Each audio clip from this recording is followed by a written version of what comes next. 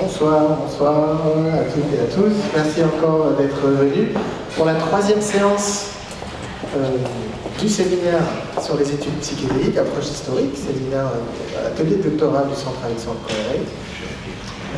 Aujourd'hui, nous avons le grand plaisir de recevoir Élise Jean-Georges avec des effets spéciaux inédits.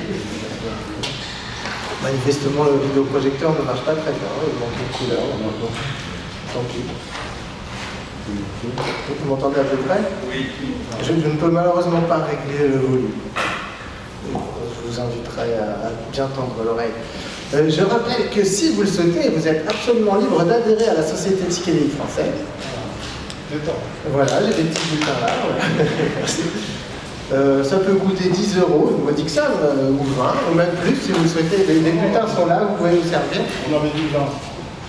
10 pour ceux qui veulent. Les étudiants. Voilà, pas de justificatif. 10, 20 ou 5000 comme vous voulez. 10 pour les gilets jaunes. Il n'y a pas de discrimination. Si vous voulez payer 10, c'est 10. Si vous donnez 20, c'est 20. Si c'est plus, c'est tant mieux. Merci, cher monsieur. Trêve de bavardage. Je vais tout de suite donner la parole à Élise. Et je vais t'écouter très attentivement.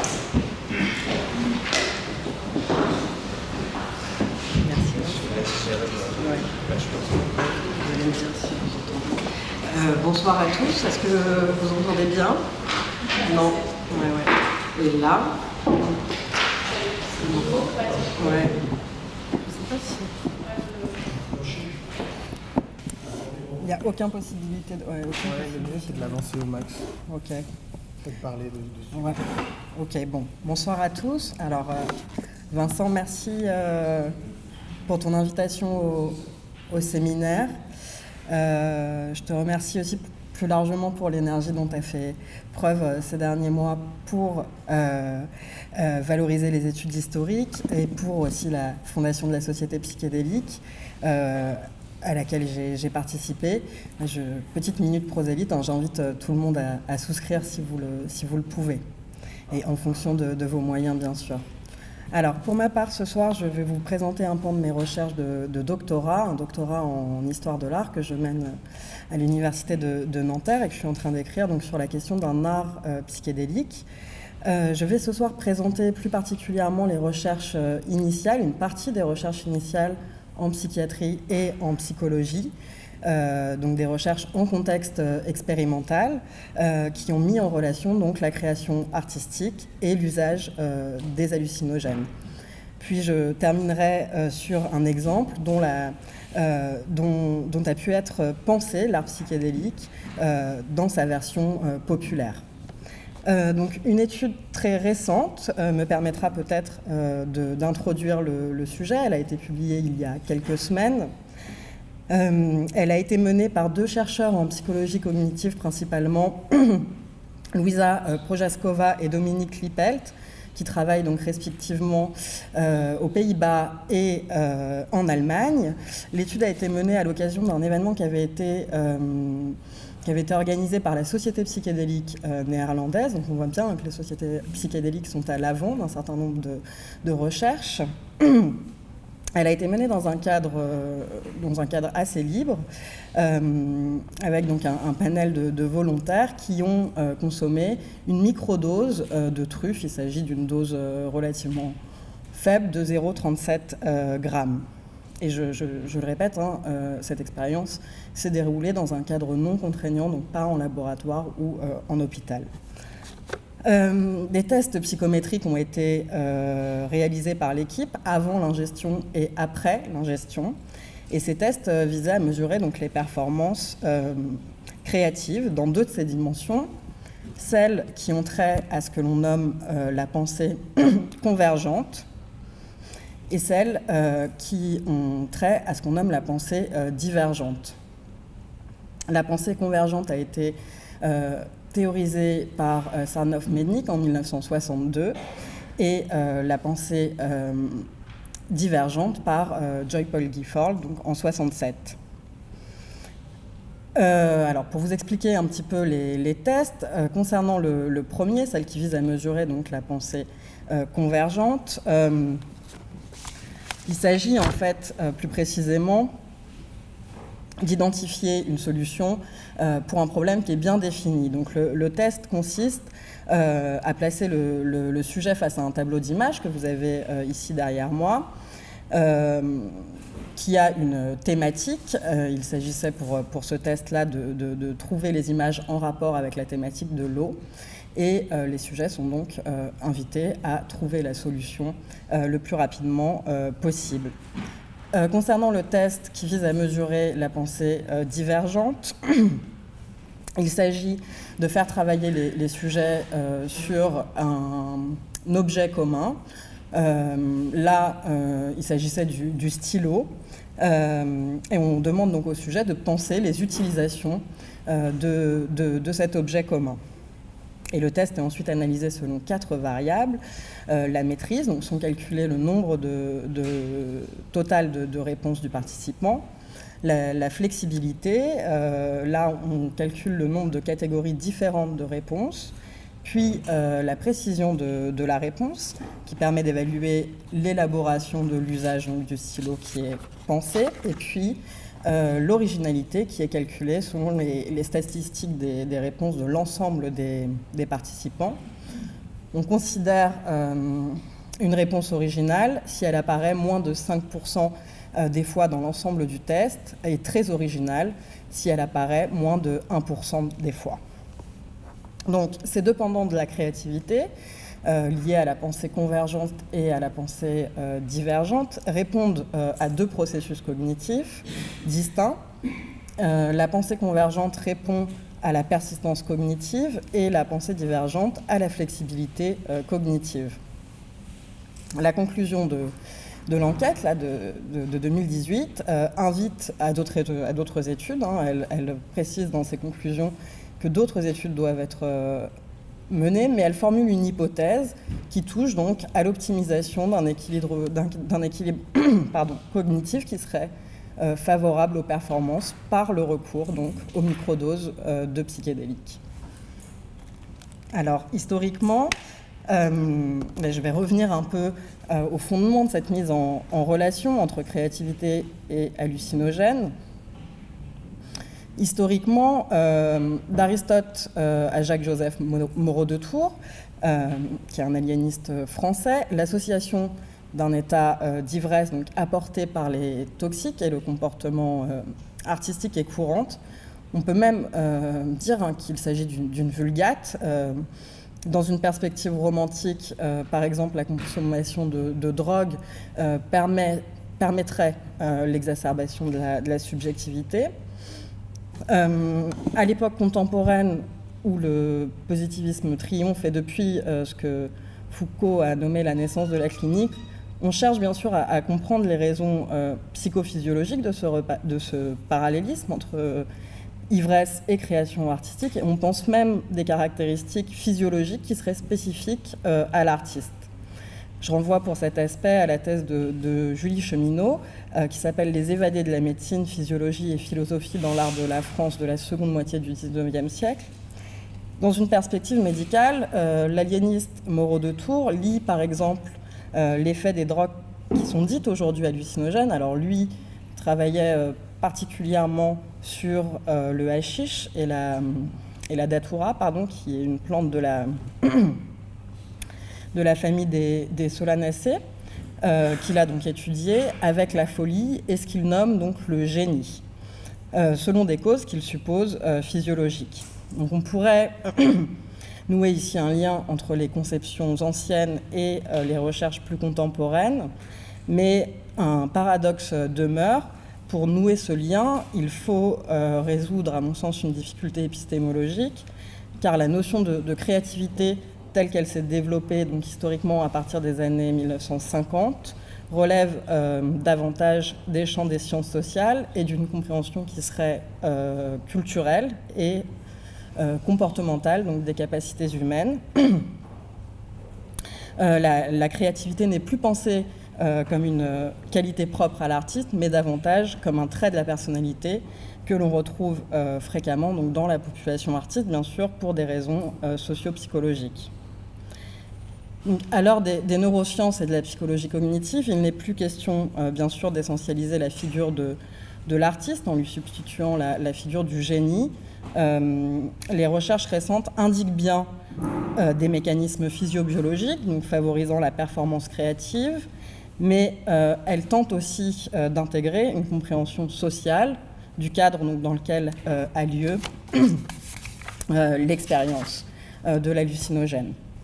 L'accroissement des performances en ce sens ne peut être compris comme relevant simplement d'un processus qui serait biologique.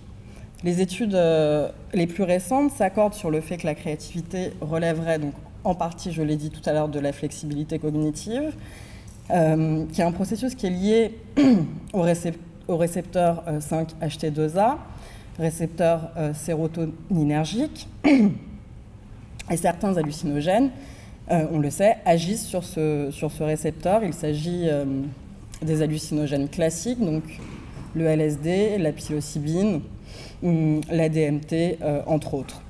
Donc ces hallucinogènes auraient une action modificatrice positive sur cette flexibilité. Cara Artaris et son équipe en Grande-Bretagne, par exemple, qui ont travaillé sur le traitement de la dépression par la psilocybine, ont montré que la psilocybine permet une cognition qui est plus flexible, moins contrainte et donc bénéfique à une guérison de la dépression. Mais les neurosciences se montrent aussi enclines aujourd'hui à considérer les facteurs sociaux et environnementaux qui permettent ces résultats bénéfiques. Je rappelle que l'étude de 2018 se déroulait dans un cadre non contraignant et l'étude de Cara Artaris, par ailleurs, et d'autres d'ailleurs qui participent de la psychologie du travail, montre aussi la nécessité pour l'amélioration des capacités cognitives d'un environnement social soutenant. Donc je reviens aux protocoles expérimentaux qui ont questionné les liens entre hallucinogènes et création artistique. Alors des années 30 aux années 60, on va le voir ce soir, ils donnent lieu à des inflexions théoriques qui sont nombreuses.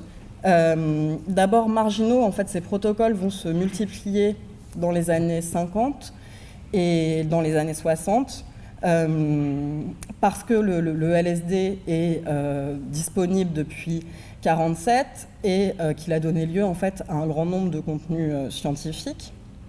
D'autre part, concernant mon sujet plus spécifiquement, ce sont aussi les années où la créativité fait l'objet donc d'un intérêt particulièrement dense dans le champ de la psychologie américaine et plus précisément de la psychométrie et de la psychologie behavioriste.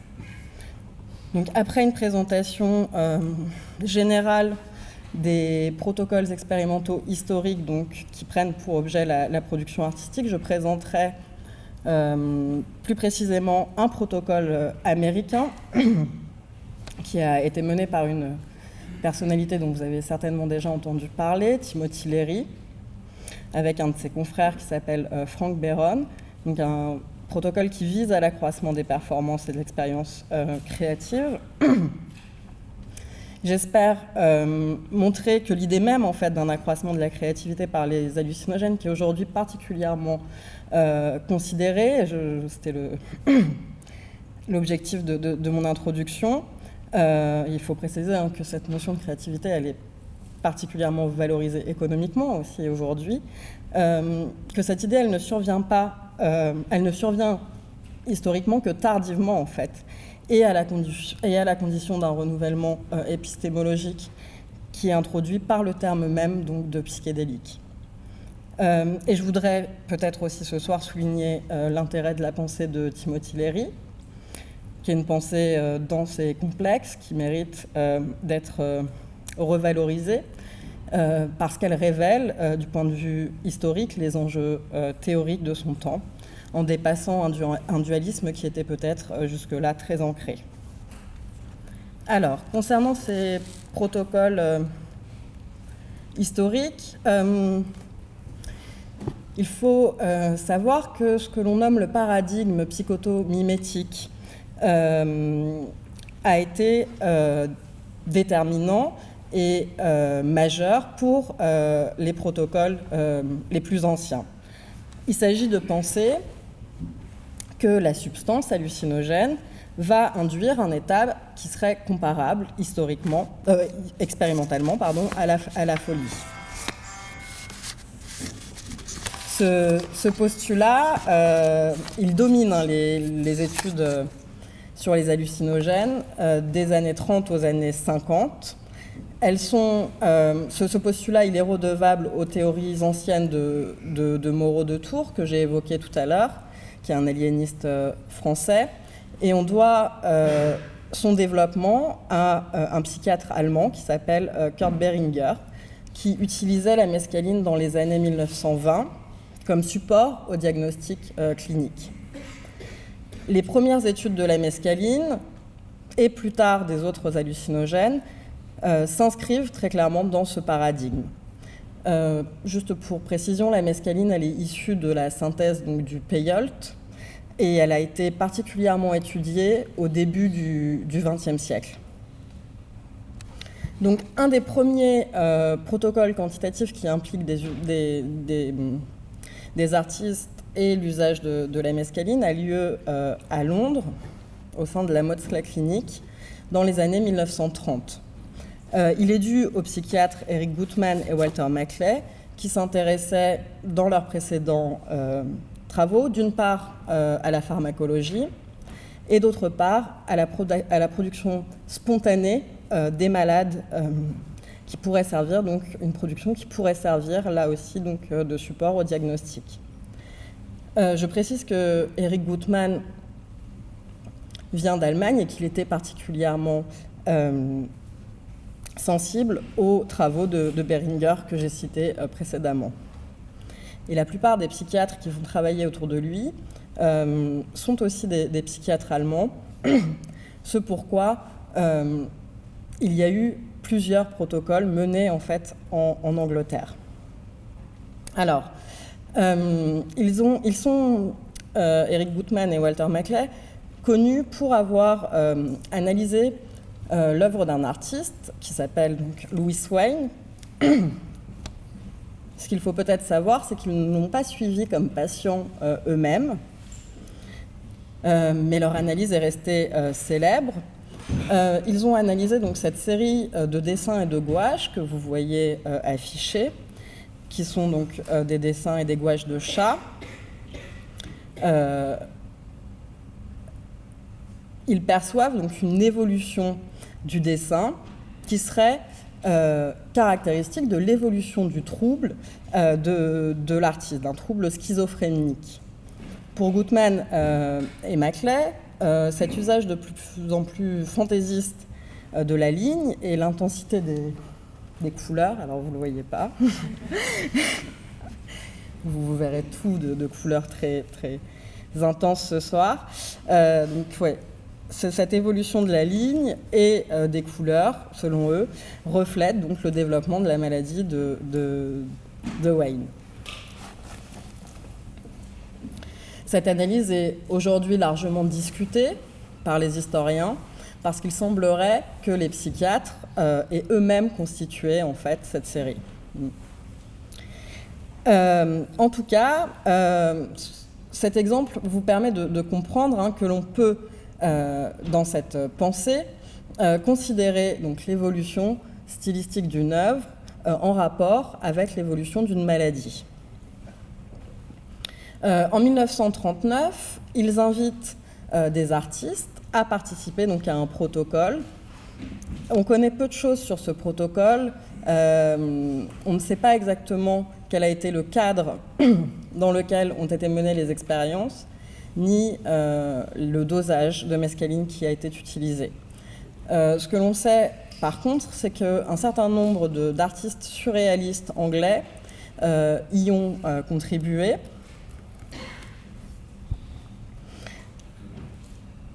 Puisque certains dessins donc, sont encore aujourd'hui dans les archives du Bethlehem Institute. Alors, les psychiatres supposent que la mescaline donc, induit une psychose temporaire et ils souhaitent poursuivre leur exploration des rapports entre le trouble psychique dont l'hallucination constitue pour eux le symptôme primaire et sa transcription plastique. Et ils considèrent, les artistes, particulièrement eux-mêmes, de transcrire ces hallucinations. Donc ça, c'est un premier exemple. En France, certains intellectuels, écrivains ou artistes, vous le savez, ont essayé la mescaline par l'intermédiaire de médecins. On connaît bien les expériences de Sartre et d'Henri Michaud, qui ont été commentées, mais le seul protocole quantitatif d'importance qui est connu est issu de l'étude de la psilocybine.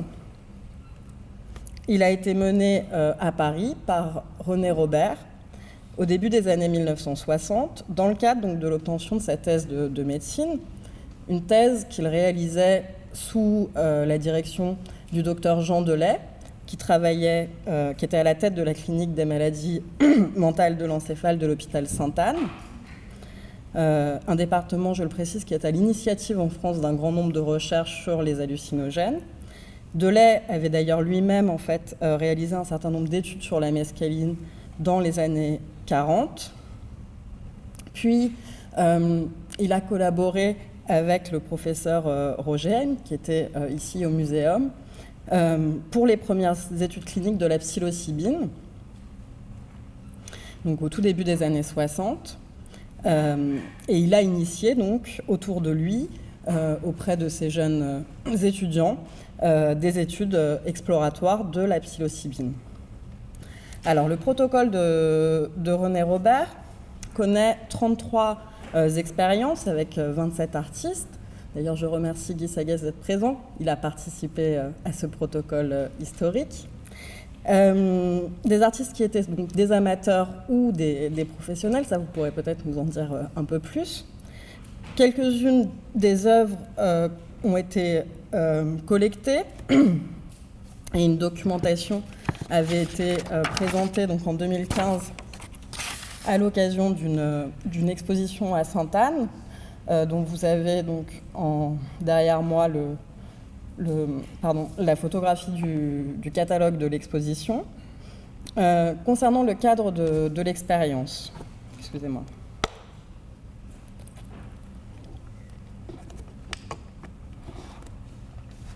Alors, concernant le cadre de l'expérience, Robert fait consommer aux artistes de son panel une dose de psilocybine, d'abord à Sainte-Anne. Cette dose varie de 10 à 12 mg et il demande aux artistes de mener une activité plastique durant l'expérience. Comme Maclay et Gutman à Londres, le docteur suppose que l'hallucination pourra être transmise plus précisément par des artistes par le biais de l'expression visuelle. Dans un premier temps, c'est comme ça qu'il pense son travail. Cependant, après quelques expérimentations, il arrive à la conclusion, d'une part, que les artistes n'arrivent pas généralement à produire pendant le temps de l'expérience. C'est ce que Henri Michaud, d'ailleurs, qualifiait de psychasthénie. Et s'ils arrivent parfois à produire quelque chose, malgré des difficultés psychologiques et motrices, Robert conclut de toute manière, et là je le cite, que l'activité picturale ne correspond pas à l'activité hallucinatoire. C'est ce qui est dit dans les citations que j'ai insérées au PowerPoint. Donc, si vous voulez, Robert considère là les limites préliminaires du cadre qu'il a construit, et il va donc le réorienter. Les œuvres ne seront plus réalisées à l'hôpital, il va se rendre directement chez les artistes, à leur domicile ou dans leurs ateliers. Et surtout, il demande au sujet de commencer une activité plastique avant même l'absorption de la psilocybine et de la poursuivre pendant le temps de l'expérience. Il souhaite de cette manière étudier, lorsque la substance agit, donc son influence directe sur l'activité artistique. Il fonde plus précisément son analyse sur l'étude des œuvres avant, pendant et après l'expérience. Vous avez là un exemple de son corpus de dessins de peinture qui ont été réalisés par Sam Mundell. Donc il réoriente, si vous voulez, son regard sur le contenu même des productions, un contenu qui est formel, thématique. Et dans cette deuxième phase du travail, ce qui est intéressant, c'est qu'il se rapproche d'autres membres de l'équipe de Lay, en particulier Robert Volmat, Guy Rossolato et Claude Viard, qui travaillent déjà au sein du département de Lay à la mise au point d'une esthétique d'un art dit psychopathologique. Robert va contribuer donc aux côtés de ses confrères à une réflexion sur les techniques d'analyse de la production picturale des malades mentaux, qui sont mises sur le même plan que la production expérimentale réalisée donc sous l'influence d'un hallucinogène. Selon ces médecins, les œuvres donc, des malades ou les œuvres des volontaires peuvent être mis sur le même plan et être analysées selon une même grille de lecture. L'idée que l'œuvre relève de l'inconscient domine en fait dans cette approche et les notions psychanalytiques sont très employées par eux. La réorientation du protocole de Robert l'éloigne d'une approche purement clinique et biologisante de la production qui serait produite en conditions expérimentales, et elle se rapproche davantage d'une approche esthétique. À Sainte-Anne, dans le groupe de Robert Volmat, on considère davantage donc l'œuvre plastique comme une projection du malade, du patient, qui peut servir de médiation dans un accompagnement thérapeutique. Et en ce sens, le protocole de René Robert a été un jalon important à une réflexion sur ce que l'on nomme aujourd'hui l'art-thérapie. Ce que rappelait d'ailleurs Anne-Marie Dubois dans le propos liminaire du catalogue de l'exposition que j'ai mentionné. Enfin, cette équipe, elle accorde un intérêt nouveau à la valeur esthétique de la production. Et là encore, il faut noter l'influence de Robert Volmat, qui a contribué à rendre le public sensible en France à la qualité esthétique d'un art qui est dit psychopathologique, par la publication de cet ouvrage en 1956, qui se base sur l'analyse des œuvres qui avaient été présentées au premier congrès mondial de psychiatrie à Paris et qui a été un succès éditorial certain. Je précise d'ailleurs qu'il y a une exposition en ce moment à Sainte-Anne sur cette question de l'art psychopathologique. Alors, aux États-Unis, d'autres protocoles, en particulier ceux de Louis Belin et d'Oscar Janiger, dont les résultats sont publiés en 1955 et 1971, posaient la question de l'évolution esthétique d'une œuvre dans le sens donc, d'un accroissement de sa qualité esthétique sous l'effet d'un hallucinogène. Alors, il est clair que ces études font la preuve de certaines difficultés méthodologiques. Il est difficile pour le psychiatre qui s'engage dans un tel questionnement de juger lui-même de la qualité esthétique des œuvres. Et du coup, dans les deux cas, Belin et Janiger ont fait appel à des critiques d'art ou des historiens d'art pour juger donc, de la qualité des œuvres. Dans le protocole de Louis Belin, donc en 1955 par exemple, le spécialiste auquel a été présentées les œuvres de 4 artistes admet, je le cite, une plus grande valeur esthétique des productions qui seraient réalisées sous l'influence d'un hallucinogène.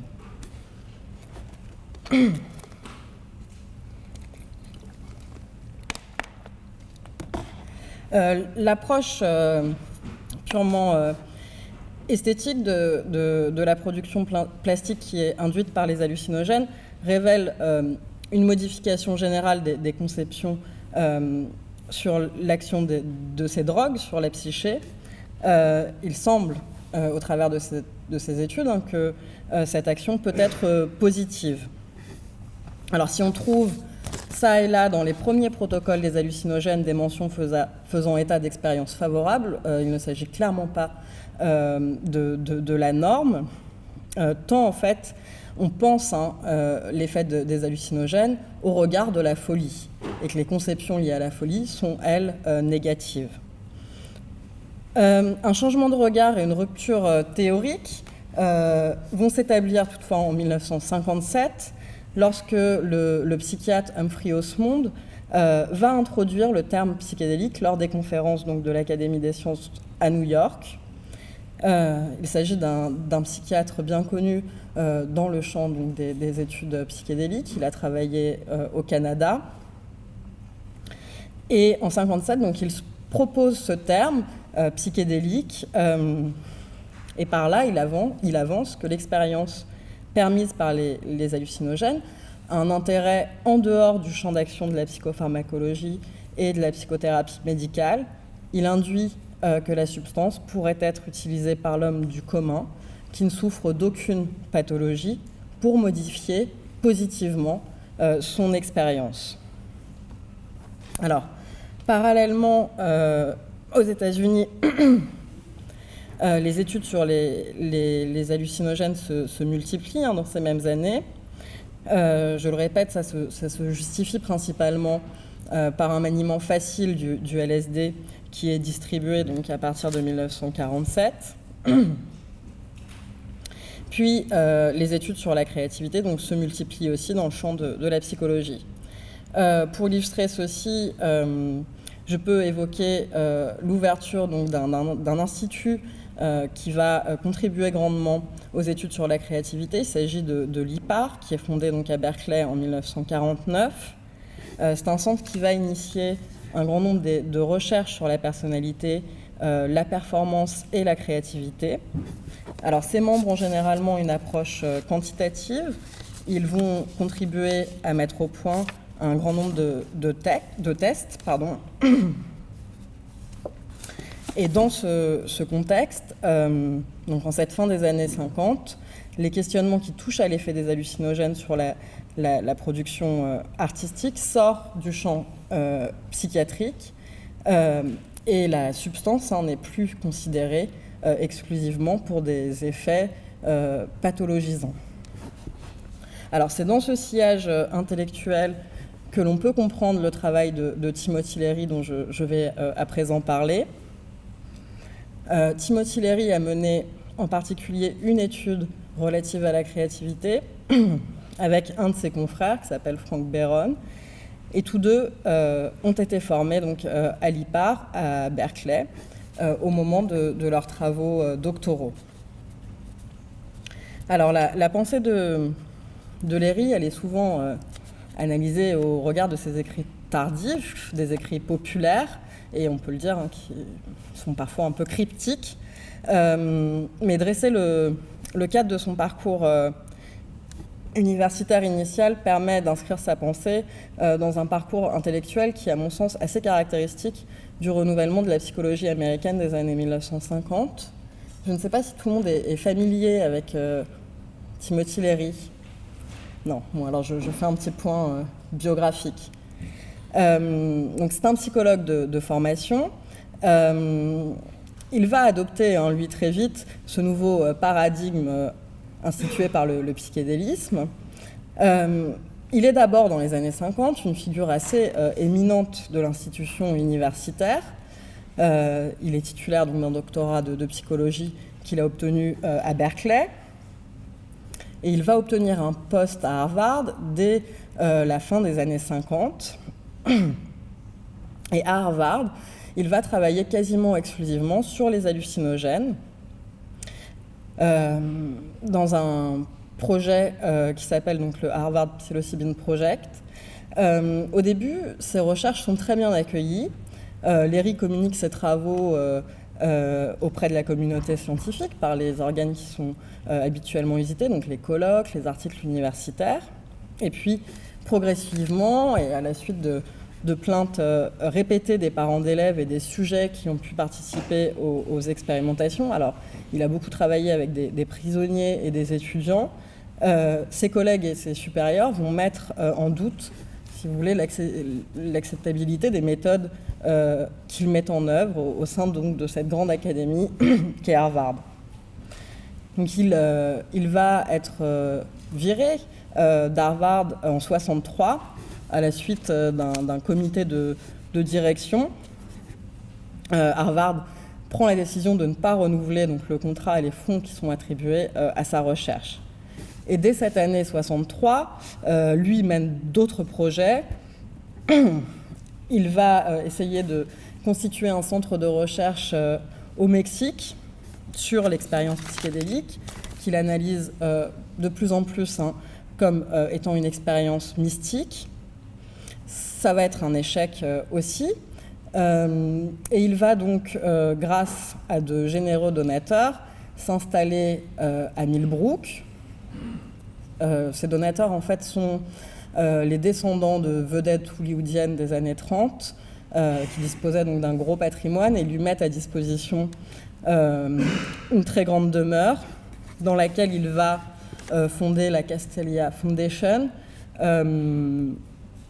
En fait, il s'agira d'une vie en communauté et il organisera donc dans ce manoir ce qu'il appelle les explorations psychédéliques. Il s'agit de séminaires, etc.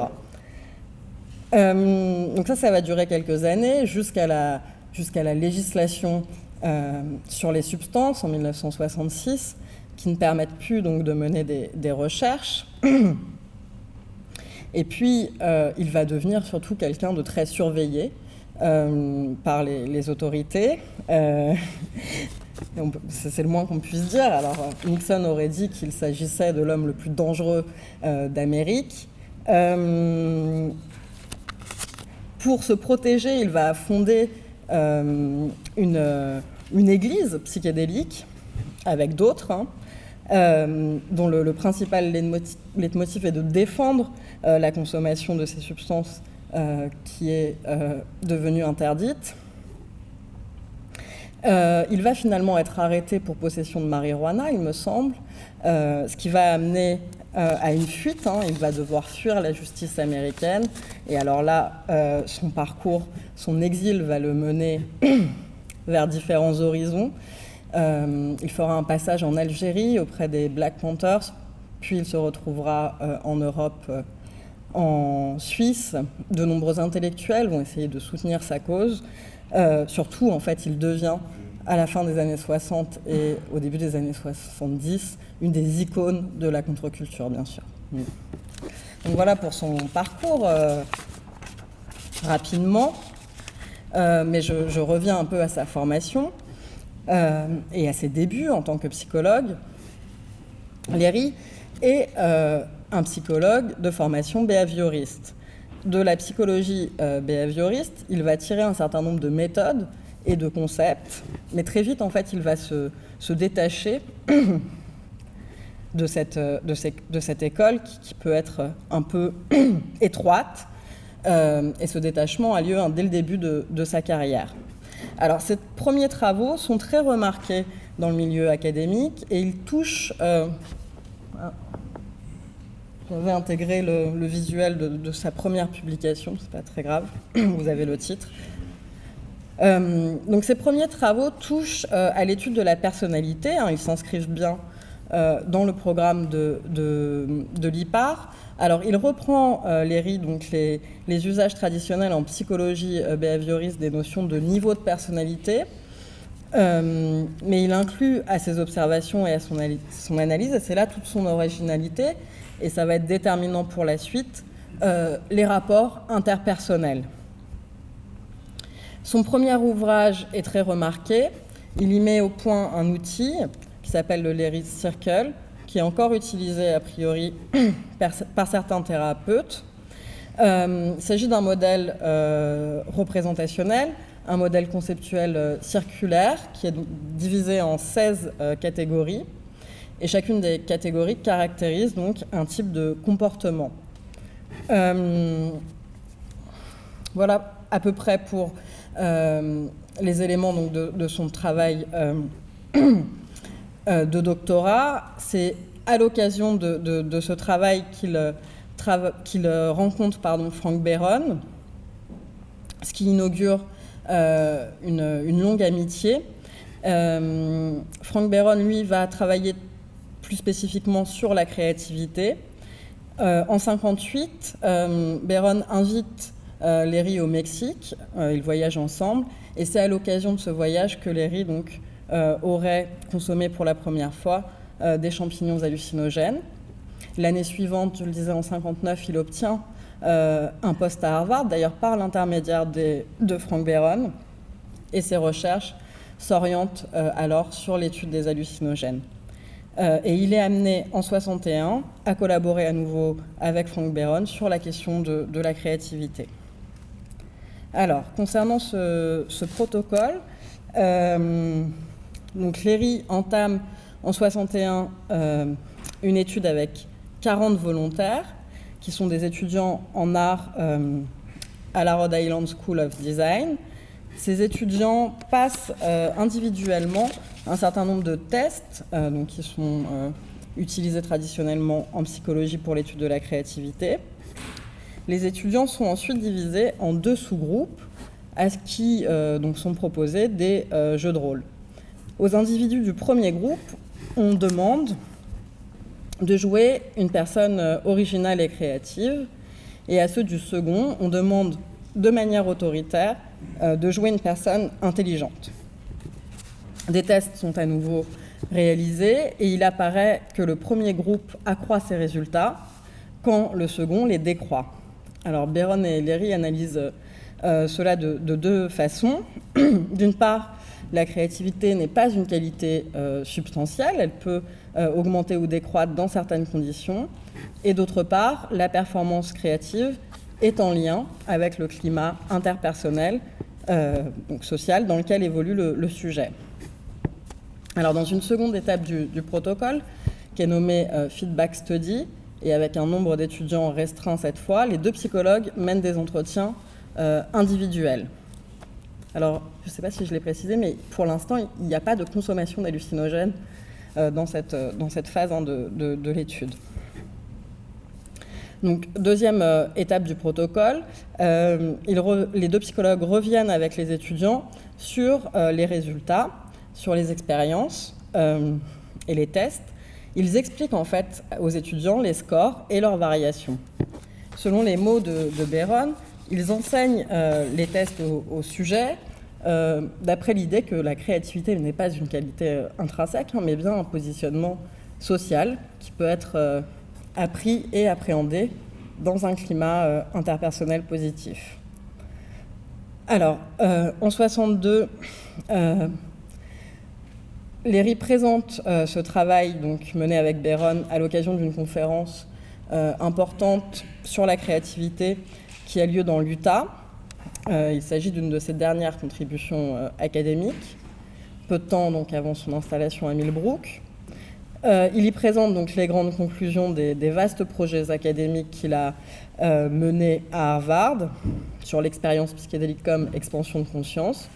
Puis, il associe ces conclusions à l'analyse donc, du programme sur lequel il a travaillé avec Beron et les étudiants en art de la Rhode Island School of Design. La mise en parallèle de ces différentes études vise à développer donc, l'idée selon laquelle les hallucinogènes peuvent stimuler la créativité. Dans le texte théorique qui est présenté dans l'Utah, Léry critique en partie l'usage des tests de personnalité et cette approche qu'il juge trop strictement behavioriste. Selon lui, ces tests permettent de mesurer une performance donnée, soit un comportement, mais il précise que la performance ne constitue pas l'expérience. Et il souhaite réintroduire donc l'expérience, une expérience qu'il conçoit comme psychologiques et physiologiques. D'après Léry, la créativité relève donc à la fois d'une extériorité et d'une intériorité. L'extériorité correspond pour lui à la performance et l'intériorité correspond à l'expérience créative. Et il met au point donc un nouveau modèle représentationnel. Celui-ci est organisé donc selon 2 axes. Vous voyez pas grand-chose, je suis désolée. 2 axes diagonaux, un axe performance et expérience et un axe créativité et reproduction. Il définit en fait 4 grands types de personnalités qui peuvent se situer soit dans une performance reproductive, une performance créative, une expérience reproductive ou une expérience créative. La performance d'un individu peut être dans la créativité ou la reproduction en fonction de la possibilité pour lui de construire ou non de nouvelles combinaisons symboliques. Au niveau interne, l'expérience est elle aussi plus ou moins créative en fonction de l'empreinte des apprentissages passés sur le fonctionnement biochimique du cerveau. Léry lui parle de réceptivité corticale. Là où sa théorie se complexifie, c'est que cette expérience interne peut être libérée des conditionnements sociaux imprimés dans le cerveau par les hallucinogènes. Mais pour cela, le climat social dans lequel une expérience des hallucinogènes se déroule doit être favorable. Léry insiste beaucoup sur le rôle de l'accompagnant dans l'expérience psychédélique qui doit toujours être bienveillant et l'importance donc d'un cadre physique propice pour l'expérience. Dans ces conditions, selon lui, les hallucinogènes peuvent participer à accroître la créativité et plus précisément à rendre l'expérience créative accessible à tous. Léry développe une conception de la créativité qui relève à la fois de la personnalité et de l'expérience physiologique, et en cela, sa conception est hautement démocratique. Il conçoit que certains artistes sont des personnalités qui vivent une expérience créative authentique, sans le recours aux hallucinogènes, parce qu'ils ont en fait une grande conscience de la valeur communicationnelle de leur production. Il cite par exemple dans ce texte les travaux de William Burroughs et Brian Geising, qui ont mis au point le cut-up. Je ne sais pas si ça vous dit quelque chose. Le cut-up est une technique littéraire. Il s'agit d'un texte découpé en fragments, réarrangés, pour produire un texte nouveau. Ces textes initiaux peuvent être pris dans différents médias. Il ne s'agit pas nécessairement de production originale des écrivains. Pour Burroughs et Geising, dont Léry a été proche un temps, il s'agit, par cette méthode littéraire, de saper le fonctionnement normal de la pensée et de mettre à mal, en fait, la rationalité. Le Festin nu de William Burroughs procède de cette technique. Burroughs et Geising ont réalisé un autre ouvrage avec cette technique qui s'appelle The Third Mind. Pour Léry, Burroughs et Geising font preuve de créativité parce que cette technique permet l'émergence de nouvelles combinaisons symboliques qui ne sont pas issues donc, de conditionnements préalables. Pour en revenir à son étude, il dit qu'avec un hallucinogène, un prisonnier qui ne possède pas, c'est l'exemple qu'il donne, un prisonnier qui ne possède pas d'éducation particulière et qui vit dans un climat social peu favorable peut passer, grâce aux hallucinogènes, du type de personnalité numéro 1, qui est donc la performance reproductive, au type de personnalité numéro 3, qui se situe dans l'expérience créative. Alors, les hallucinogènes ne sont pas regardés par Léry comme des agents thérapeutiques, ni même comme des stimulants, mais bien comme les agents d'une libération individuelle. Et on peut envisager là les fondements intellectuels de son prosélytisme à venir. Chez lui, l'usage des hallucinogènes devient éminemment politique. Il est toutefois intéressant de constater que la libération et l'expansion de la conscience, qui correspondent finalement donc, pour lui à un accroissement de l'expérience créative, peuvent aussi intervenir grâce à d'autres médiateurs, comme l'art ou la technologie. En 1965, il définit ce qu'il nomme le Tran Art, qui serait un art donc, technologique et expérientiel, un art capable, comme les hallucinogènes, de contribuer à un renouvellement des transmissions cérébrales. Et Léry considère là que l'artiste est un intermédiaire, un médiateur, qui est capable de participer à la mise au point de dispositifs de transmission entre les individus qui ne relèveraient pas du langage parlé. Timothy Leary a une compréhension assez vaste de l'expérience des hallucinogènes, que l'art, selon lui, donc dans cette dimension visuelle, ne saurait pleinement mettre à jour. Il considère que l'intoxication des psychédéliques révèle la complexité de notre expérience de la réalité et permet de rendre plus apparent la multitude d'informations que nous recevons donc à chaque seconde. Mais il constate aussi que cette expérience des hallucinogènes n'est pas nécessairement une source d'apprentissage ou la source d'un enrichissement pour le sujet, dans la mesure où ce sujet n'est pas toujours capable de rendre compte de son expérience. Pour lui, ni le langage parlé, ni un art purement visuel ne sont des outils de transcription suffisants. Selon lui, le langage parlé révèle les conditionnements dont chaque individu est porteur, et un art qui utiliserait donc uniquement les modes de la représentation, ne pourrait que laisser transparaître les limites donc, de la conscience.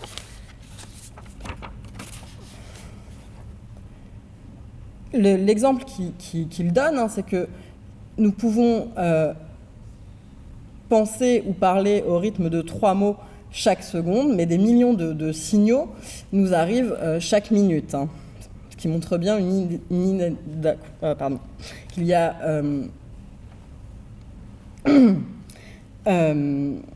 que l'expérience ne correspond pas à la transmission de celle-ci. Donc c'est dans la technique que Léry perçoit les ressources permettant de pallier donc, à cette difficulté de communication, et il croit en la capacité de la technique d'améliorer donc, la communication entre les individus. Pour lui, il y a certaines expériences qui rendent transparentes les processus de l'information, qui manifestent l'esprit, pour en revenir à la signification originelle du terme psychédélisme, peuvent donc se substituer à l'ingestion chimique et constituer des voies d'apprentissage. Donc, au cours de l'année 65, Léry réside donc à Millbrook, et il va fonder une communauté, je le disais tout à l'heure, où il organise donc des sessions d'expérimentation des drogues hallucinogènes. Il va se rapprocher à ce moment-là d'artistes. Vous avez un visuel le présentant derrière.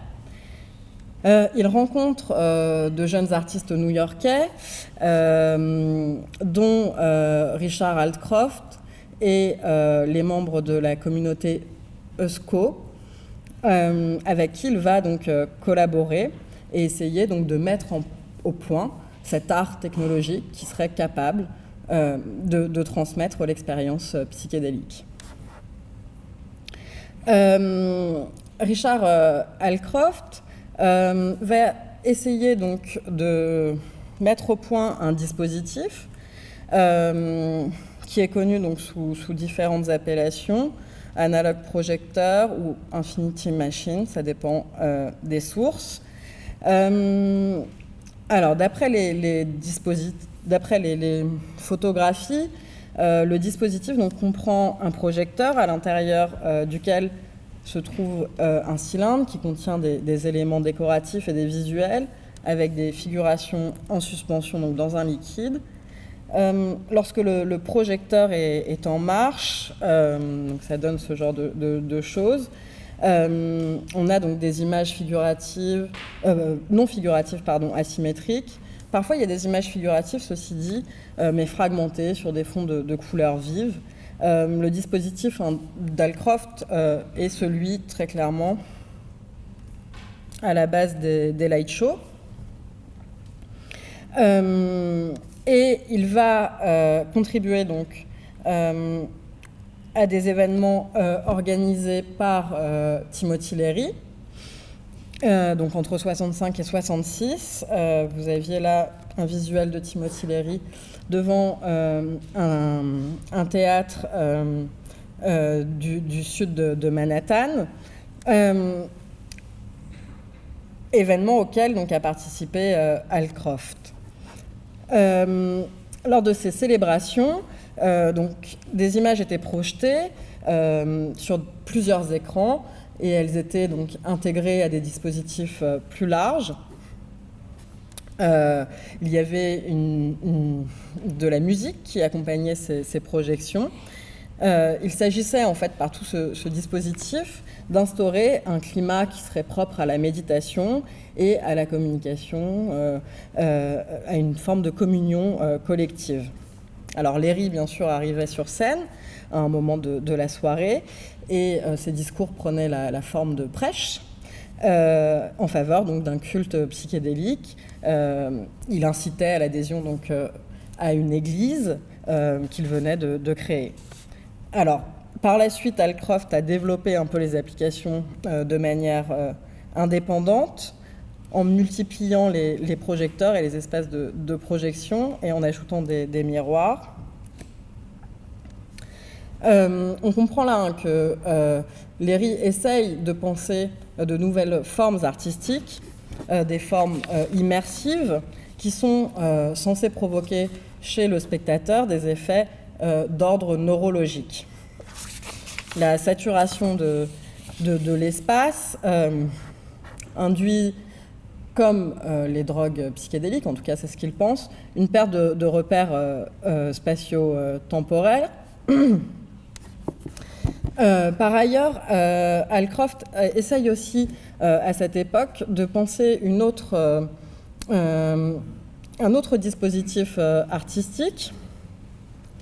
On voit là sur cette couverture de Life qu'il porte des lunettes qui empêchent a priori donc la vision binoculaire, enfin l'état normal dans lequel les deux yeux voient la même image. Avec ces lunettes, là, les deux yeux voient des images distinctes, ce qui mobilise donc un effort supplémentaire du cerveau qui tente quand même de les faire fusionner.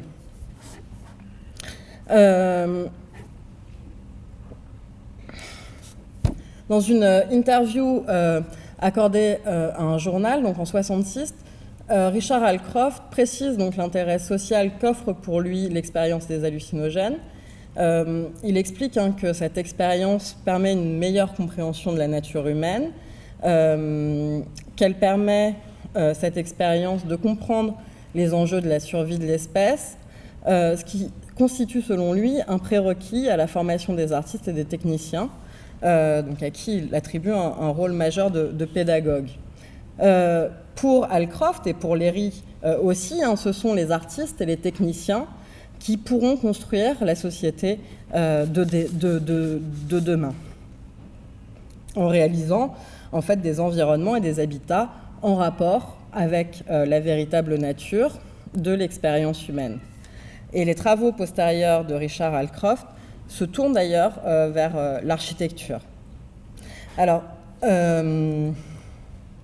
bien sûr, ces conceptions de l'art peuvent paraître farfelues, mais ce que je veux vous amener à comprendre, c'est qu'on est là quand même très loin d'une conception moderniste qui est présente par exemple chez René Robert et selon laquelle donc, une œuvre serait l'expression de la seule subjectivité de son auteur. L'œuvre créative pour Leary et pour les artistes avec lesquels il a travaillé est une œuvre qui participe d'un échange social renouvelé, d'une communication à la fois donc, inter- et intrapersonnelle que le langage, lui, ne permet pas pleinement. Et les hallucinogènes, donc, comme l'art, agissent pour Leary sur les processus de communication et modifient donc des apprentissages fortement ancrés. je vais conclure. En 2008, le chercheur anglais Ben Sessa appelait au renouvellement des études sur les liens donc, entre créativité et hallucinogène. Il revenait dans l'article ici mentionné sur les protocoles historiques des années 50 et 60 qui ont souvent été jugés comme peu convaincants. Il prévenait bien sûr de la nécessité de mettre en place des protocoles rigoureusement construits selon des règles éthiques strictes. Et certes, les usages scientifiques des années 50 et 60 ne correspondent pas aux usages contemporains. Le protocole de Léry n'est pas rigoureux, évidemment, mais il nous ramène, je pense, à un questionnement assez fondamental. À quelle fin, finalement, souhaiter une amélioration de nos performances ?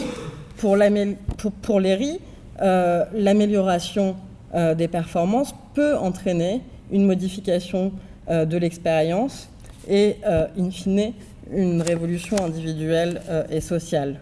Mais dans le contexte contemporain, une réflexion sur l'accroissement des capacités individuelles ne rejoint-elle pas, et c'est la question sur laquelle je m'arrêterai, la perspective transhumaniste d'un homme augmenté par l'optimisation biomédicale. Merci.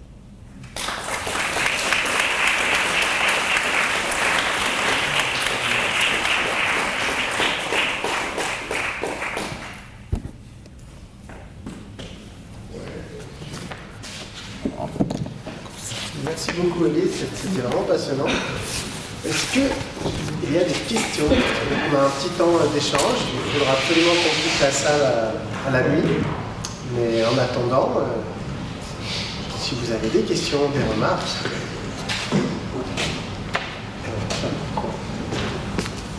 Bonsoir.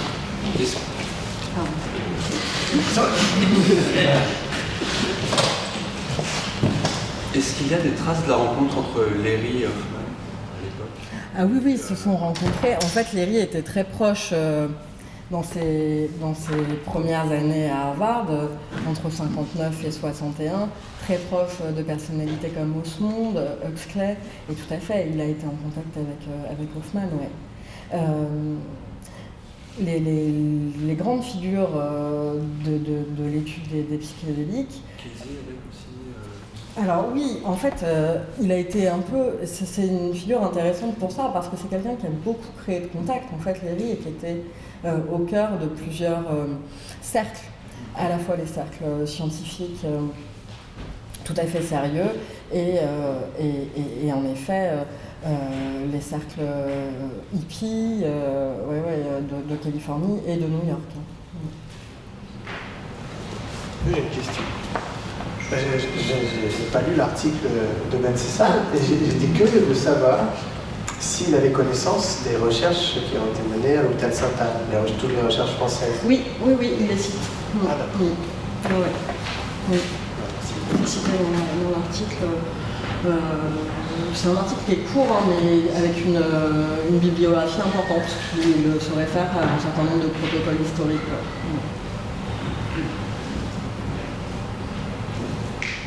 Alors je lance un appel aussi parce qu'on a vu Timothy Leary profiter de ce magnifique manoir à Millbrook. Mais à la Société psychédélique française, on aimerait aussi beaucoup avoir un manoir à Millbrook ou ailleurs. Donc si vous avez des tuyaux, n'hésitez pas à nous faire circuler. Genève. Peu importe, oui, on serait ravis d'avoir de bonnes conditions pour poursuivre nos recherches. D'ailleurs, Élise, j'ai vraiment hâte de lire ta thèse. Voilà, j'avais envie de te dire, je suis allé. Y a-t-il oui, une question? Oui, ma thèse? Non, je suis en train de l'écrire, ma thèse. Mais j'ai publié quelques articles. Juste, il reste des traces. Alors, je sais qu'avant l'utilisation massive de LSD, qui s'est démocratisée, c'était simple à synthétiser, enfin tout était simple avec ce truc-là, quoi. il y avait consommation importante, et surtout sur la Beat Generation, sur le début des années 50, et par la suite, Cassidy qui bougeait un peu partout à l'époque, consommait du DXL, celui d'Expo Motorfile, c'est-à-dire du robot tucile, en fait, ce qu'ils appellent le wobble tripping plus tard. Est-ce qu'il reste des reports de l'époque, ce genre de choses dans la littérature? Il y a beaucoup de reports dans les archives de Timothy Leary. D'accord. Et en fait, tout ce que j'essaie de chercher, je trouve rien. Elles sont à New York, elles sont très mal classées. Il n'y a pas de référencement sur Internet, mais en fait, vous pouvez les contacter et leur demander. Il y a quelqu'un qui a travaillé sur les archives de Leary. D'ailleurs, il y a une publication qui est sortie en 2017 sur ces archives qui ont été acquises par la New York Public Library. Je disais que les archives de Leary ont été achetées. Alors ça, c'est intéressant parce que ça montre bien en fait l'intérêt renouvelé pour cette figure, qui est un peu une figure dissidente. Ces archives ont été achetées par la New York Public Library. Et elles sont disponibles à la consultation, seulement elles sont très mal classées. Alors il y a quelqu'un qui a commencé à faire ce travail, qui s'appelle Jennifer, je ne sais plus son nom, mais il faudrait chercher, qui a publié un ouvrage l'année dernière, qui permet quand même de présenter les grands axes, les grandes orientations de ces archives, qu'elle a commencé donc à classer. Et il y a beaucoup de reports dans ces archives. Et Leary a été au contact de toutes les grandes figures de la Beat Generation et puis ensuite de la contre-culture des années 60. Il a d'ailleurs rencontré Burroughs, il a allé le rencontrer lorsque Burroughs vivait à Tanger et il lui a demandé, et ils l'ont financé, donc il a trouvé des fonds à Harvard pour faire venir Burroughs pour travailler avec lui sur les études expérimentales. Il est revenu en 61 à Harvard et il était donc logé à Harvard. Je pense qu'il n'avait plus de problème. Il est parti quand il a commencé à fuir. En fait, il était recherché, mais il y a eu, je crois, un jugement en sa faveur qui faisait qu'il pouvait faire des allers-retours aux États-Unis. Et donc, il a travaillé un temps avec Leary à Harvard, mais ça a duré que quelques mois. Et les lettres sont d'ailleurs très drôles parce qu'il dit que Leary n'est absolument pas sérieux. Leary est en l'air souvent. Oui, je pense. Il faut lire, si personne n'a lu Acid Test ici, faites-le. C'est une bonne fenêtre sur... Oui, mais c'est assez fascinant en fait de voir comment cette personnalité qui a une formation tout à fait académique et qui a en fait un début de carrière très académique va complètement vriller au sein de l'académie dans un premier temps. Et avec son soutien. Il faut monter la musique, il faut boire le doublet. J'ai bien compris, j'ai dit qu'après avoir perdu sa chair à Harvard, il a pu revenir plus tard. Ah non, on parlait de William Burroughs qui en fait a dû quitter les États-Unis parce qu'il était suivi par les... Il a été invité par Leary quand il était en poste. Ouais. Et il est venu. Mais... Pardon. Et tu sais pourquoi il a perdu son emploi à Harvard?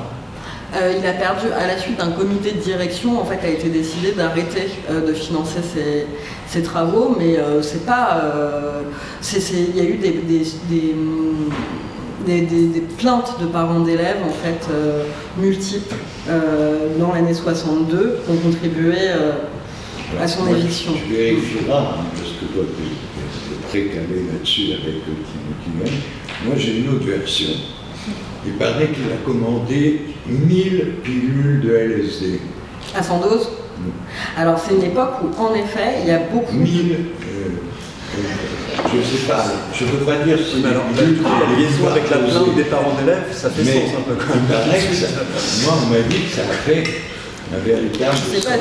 Voilà, mais je suis pas... Il y a beaucoup de mythes et de fantasmes qui circulent. circulent.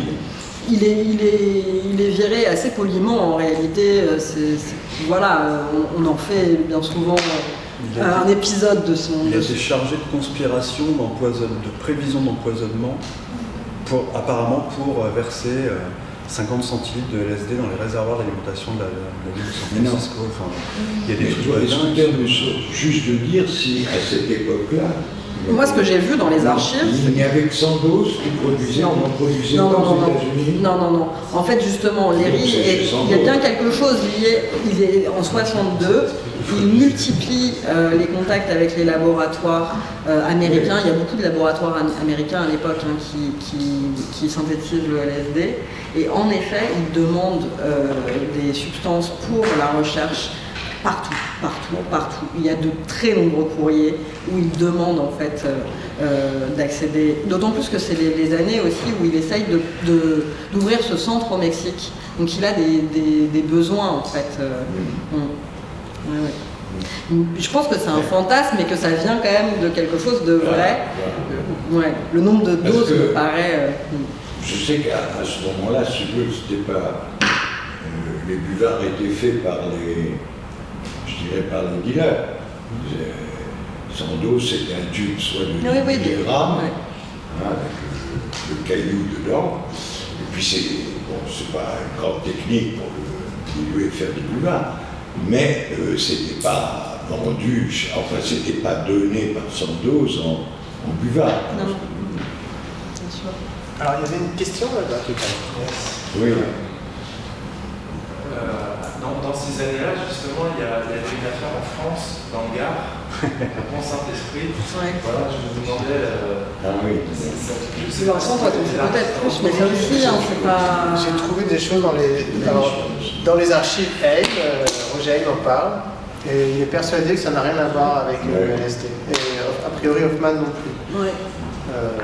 Haim pense qu'il s'agissait d'un traitement antigerminatif à base de mercure qui aurait été extrêmement mal dosé. Je ne sais pas dans quel rapport, mais une substance neurotoxique qui aurait provoqué ça. C'est vrai qu'il y a des théories un petit peu, comment on appelle ça, théorie du complot. C'est la CIA qui a empoisonné. Je ne vois vraiment pas pourquoi les Américains, alors que là, à cette époque-là, la France était en froid avec les États-Unis. Avec l'histoire d'ergot de sel, de sel d'ergot. Non, je pense qu'on l'aurait retrouvé très facilement. Et Albert Hoffman a été missionné en tant qu'expert pour. Parce qu'il y a des vieux trucs, c'est le feu de Saint-Antoine. Non, mais il existe des empoisonnements à sel l'ergot de sel. d'ergot, et ça, c'était pas du tout le cas.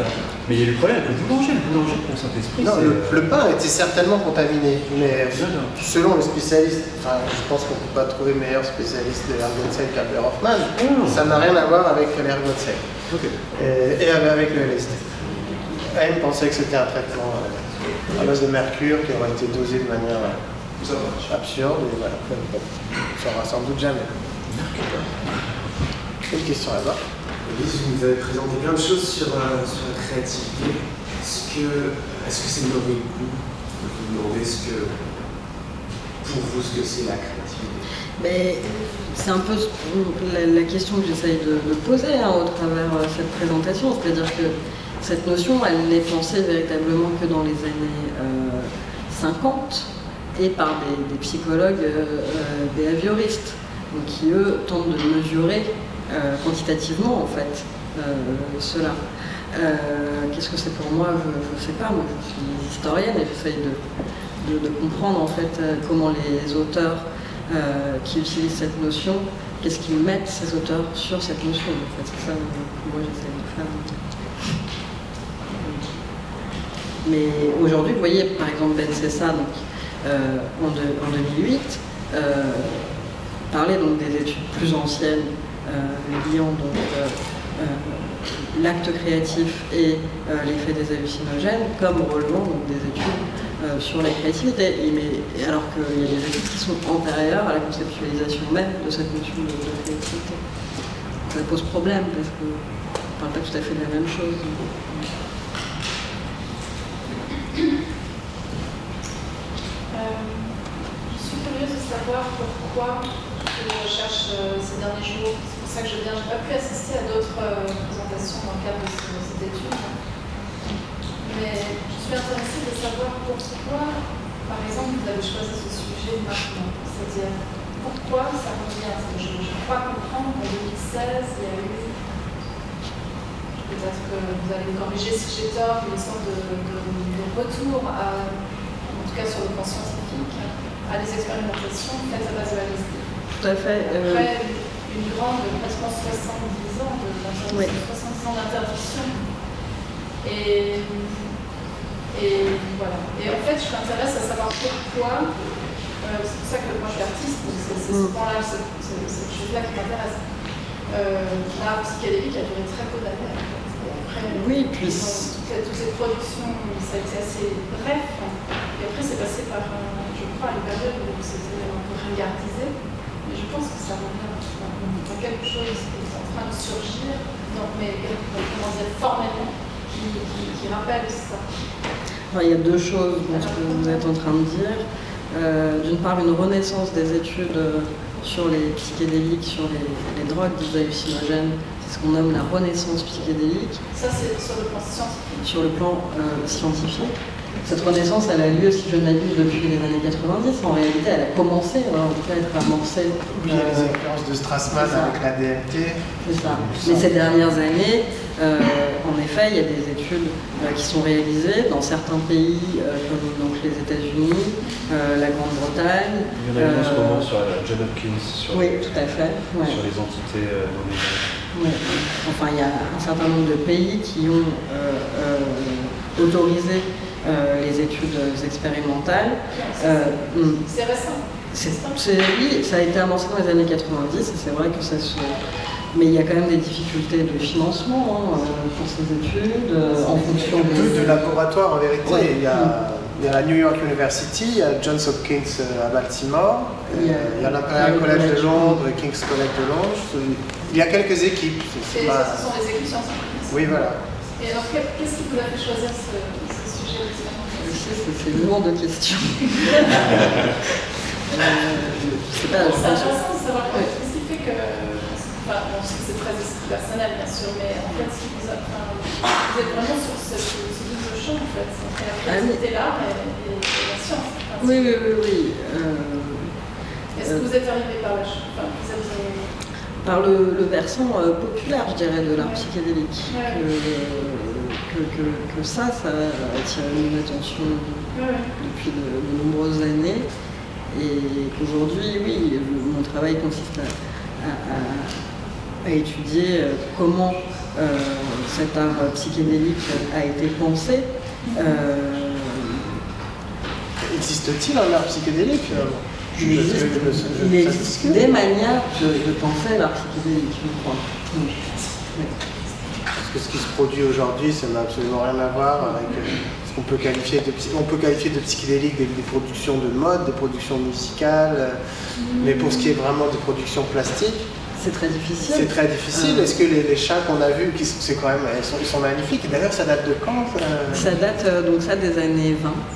Des dessins qui datent des années 20. C'était un illustrateur, par ailleurs, pour enfants, qui a beaucoup développé cette figure du chat, et les chats anthropomorphes, en fait, si tu veux. Et c'est un illustrateur très british, c'est très plaisant de regarder les dessins de Israël.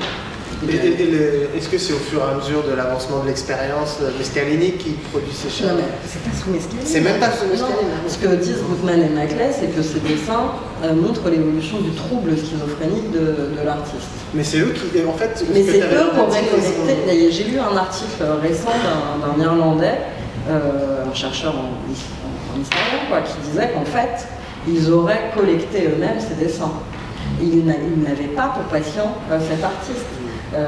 Ils les ont retrouvés dans les archives. L'artiste était passé quelques années avant dans l'institut dans lequel il travaillait, mais a priori ils auraient complété la série en étant allés acheter d'autres dessins sur le marché Opus. Tu vois, c'est construit un objet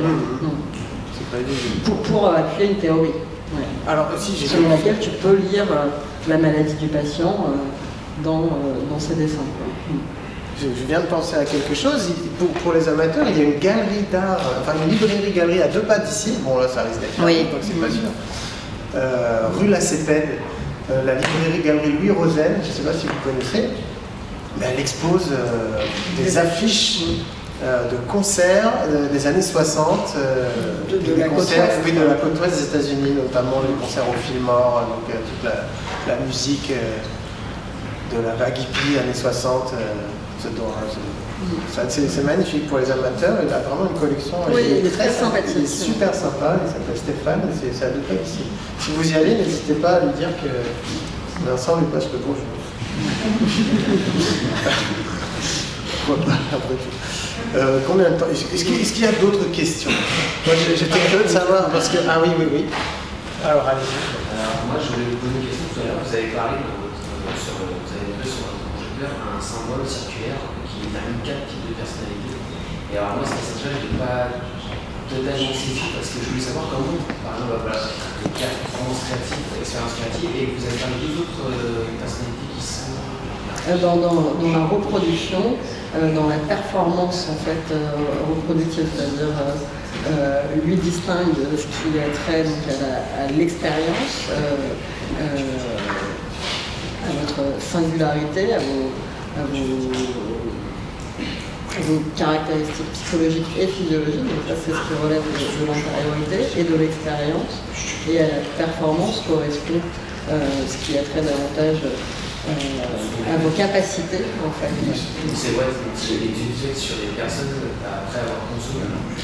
Non, pour cette étude en fait, qui a eu lieu donc, à Rhode Island, il n'y a pas de consommation de drogue. Non, pas du tout. Et par contre, en fait, il va analyser les résultats de cette étude au regard des études qu'il avait menées précédemment à Harvard avec les hallucinogènes. Donc il formule des hypothèses plus que des conclusions de recherche, bien sûr. Au début, je savais comment on peut déterminer que telle action, telle façon d'être peut déterminer ces types de personnalités. Alors, après Léry construit tout un système conceptuel voilà, qui a une cohérence, même si ça paraît assez obscur de prime abord. Mais ce ne sont pas des études quantitatives avec des mesures précises, non, c'est un système théorique. Oui. Bonsoir. Moi, je voulais savoir si vous avez des connaissances de travaux en histoire de l'art qui seraient des analyses a posteriori de ces artistes qui sont impliqués, des consommateurs reconnus, sur la façon dont on fait ces substances-là, mais pas je réfléchis, il y a des expositions qui ont été réalisées sur ces thématiques art-drogue.